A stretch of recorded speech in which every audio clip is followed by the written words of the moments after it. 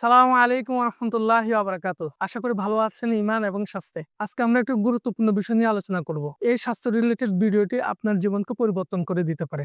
আশা করি ভিডিওর শুরু থেকে শেষ পর্যন্ত খুব মনোযোগ সহকারে দেখবেন। আজকে আমাদের আলোচনার বিষয় হচ্ছে রক্তদানের উপকারিতা। বর্তমান প্রজন্ম অনেক বেশি সচেতন।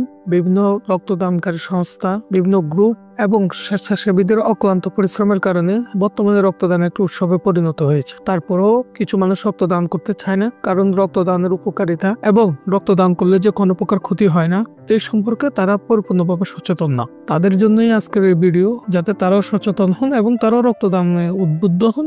প্রথমত বলতে চাই, রক্তদান করলে কোনো প্রকার ক্ষতি হয় না। কেন? একজন মানুষের শরীরে 5 থেকে 6 লিটার রক্ত থাকে।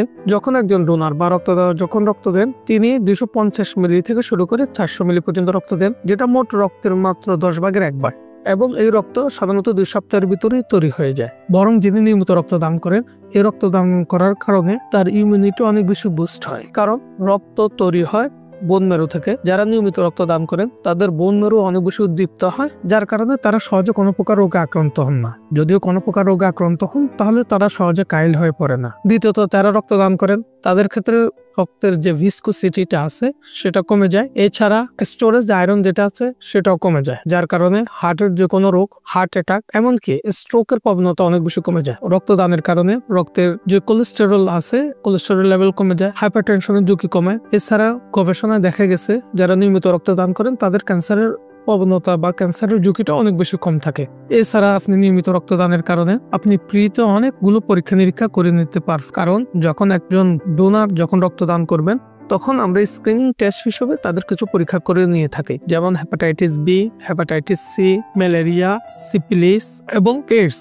সাধারণত আমাদের দেশের আর্থসামাজিক প্রেক্ষাপট, স্বাস্থ্য সচেতনতা সবকিছু মিলিয়ে সাধারণত মানুষের পক্ষে এই সমস্ত পরীক্ষা নিরীক্ষাগুলো করা সম্ভব হয় না। কিন্তু যারা নিয়মিত রক্তদান করেন তাদের ক্ষেত্রে ফ্রিতেই এই সমস্ত পরীক্ষাগুলো করে নেওয়া যায়। আমরা যেটা দেখি সেটা হচ্ছে রক্তের একটা রোগ আছে যেটাকে আমরা হেমোক্রোমাটোসিস বলি। সাধারণত আয়রনের লেভেল বেশি হওয়ার কারণে এই রোগটা হয়ে থাকে। যারা নিয়মিত রক্তদান করেন তাদের এই রোগের প্রবণতাটা এবং যাদের এই রোগটা আছে তাদের ঝুঁকিটাও কমে যায়। যারা নিয়মিত রক্তদান করেন তারা সহজে নিজের রক্তের গ্রুপটা জানতে পারেন। এছাড়া রক্তদান একটি মহৎ কাজ।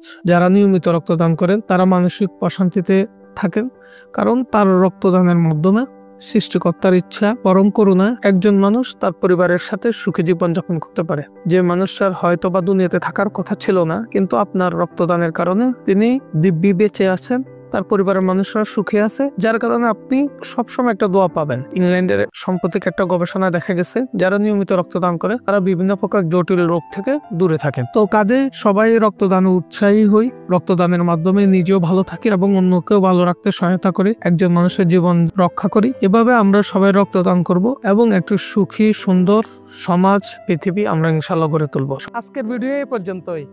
আশা করি এই ভিডিও দেখে উপকৃত হয়েছেন। বেশি থেকে বেশি শেয়ার দিবেন, যাতে নিজের পরিবার পরিজন, বন্ধু বান্ধব এবং কাছের মানুষও উপকৃত হতে পারে। অন্যদিন অন্য কোনো গুরুত্বপূর্ণ বিষয় নিয়ে আলোচনা হবে। সে পর্যন্ত সবাই ভালো থাকবেন, সুস্থ থাকবেন। আসসালামু আলাইকুম ওয়া রাহমাতুল্লাহ।